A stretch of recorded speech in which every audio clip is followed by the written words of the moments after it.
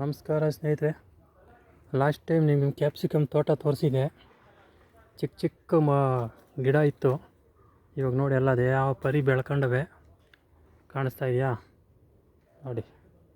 Colour capsicum ಇವು ಇದರೊಳಗಡೆ ಬೆಳೆಯುವಂಥದ್ದು ನೋಡಿ. ಎಲ್ಲ ಕಲರ್ ಕಟ್ಟಿದ್ದಾರೆ. ರೆಡ್ಡು ನೋಡಿ ಕಾಣಿಸ್ತಾ ಇದೆ. ಗೊಂಚಲು ಕಾಣಿಸ್ತಾ ಇದೆಯಲ್ಲ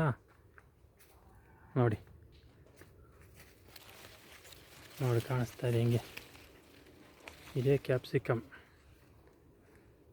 ಈ ಕ್ಯಾಪ್ಸಿಕಮ್ನೇ ನಾವು veg fried rice, burger, pizza ಇನ್ನೊಂದ್ರಲ್ಲಿ ಮತ್ತೊಂದರಲ್ಲೆಲ್ಲ ಯೂಸ್ ಮಾಡ್ತಾರೆ. ಇದರಲ್ಲಿ ಗ್ರೀನ್ ಇದೆ ನೋಡಿ, ಇದರಲ್ಲಿ ಯೆಲ್ಲೋ ಇದೆ, ಗ್ರೀನು, ಯೆಲ್ಲೋ, ಈ ಥರ ಕಲರ್ ಮಾಡಿದಷ್ಟು ಲಾಭ ಜಾಸ್ತಿ ಅಂತ ರೈತರಿಗೆ. ಹಂಗೆ ಕಲರ್ ಮಾಡಿ ಕಳಿಸ್ತಾರೆ ಇದನ್ನೆಲ್ಲ ನೋಡಿ. ಕಾಣಿಸ್ತಾ ಇದೆಯಲ್ಲ ಎಲ್ಲೋ ನೋಡಿ. ಹಂಗೆ ಕಂಟಿನ್ಯೂ ಮಾಡ್ತೀನಿ. ಇದನ್ನು ಈ ಥರ ಪಾಲಿ ಹೌಸಲ್ಲಿ ಬೆಳೆಯೋದ್ರಿಂದ ರೈತರಿಗೆ ಲಾಭನೂ ಆಗುತ್ತೆ. ಹುಳ ಉಪ್ಟ ಸೇರಲ್ಲ, ಔಷಧಿಗಳು ಕಮ್ಮಿ ಹೊಡಿಬೋದು ನೋಡಿ.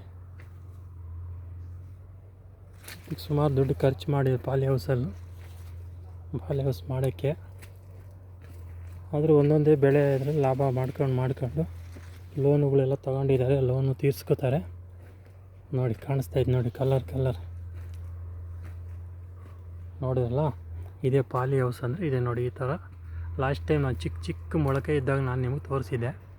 ಇವಾಗ ನೋಡಿ ಈ ಥರ ಬೆಳೀತಾ ಇದ್ದಿದ್ದು. ಇದು ಇನ್ನೂ ಬೆಳ್ಕೊಂಡು ಹೋಗುತ್ತೆ ಮೇಲಕ್ಕೆ. ಗಿಡಗಳು ಸಾಕಷ್ಟು ಫಲ ಕೊಡುತ್ತೆ. ಲಾಭ ರೇಟ್ ಇರಬೇಕು. 100 ರೂಪಾಯಿ ಮೇಲಿತ್ತು ಅಂದರೆ ಒಳ್ಳೆ ಲಾಭ ಸಿಗುತ್ತೆ. ಈ ಸತಿ 70-80 ರೂಪಾಯಿ ಇದೆಯಂತೆ ಕೆಜಿ. ಇವಾಗ ಕಲ್ಲರ್ ಒಂದು ಸ್ವಲ್ಪ ಜಾಸ್ತಿ, ಗ್ರೀನ್ ಬಂದು 60-70 ರೂಪಾಯಿ ಸಿಗ್ತಾ ಇದೆಯಂತೆ.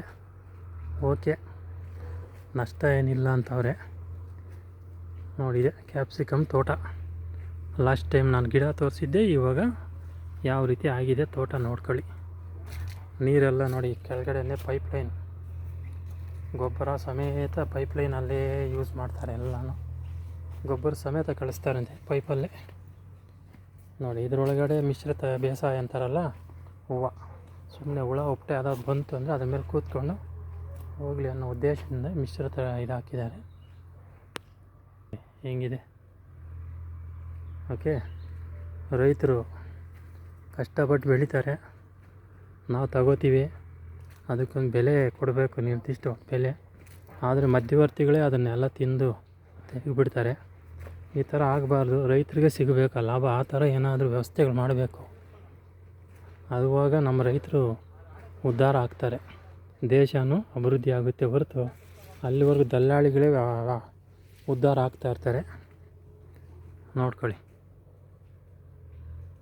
ನಿಮಗೆ ಇದು ಇಷ್ಟ ಆಗಿದರೆ ಶೇರ್ ಮಾಡಿ, ಲೈಕ್ ಮಾಡಿ, ಸಬ್ಸ್ಕ್ರೈಬ್ ಮಾಡಿ.